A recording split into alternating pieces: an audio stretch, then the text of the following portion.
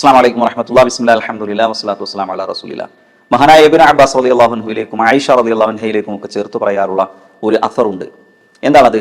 ലാ കബീറത മഅൽ ഇസ്തിഗ്ഫാർ വല സഗീറത മഅൽ ഇസ്റാർ. പാപമോചനം തേടിയ വലിയ തെറ്റുകൾ, വൻ പാപങ്ങൾ, അതൊരു വൻ പാപമല്ല.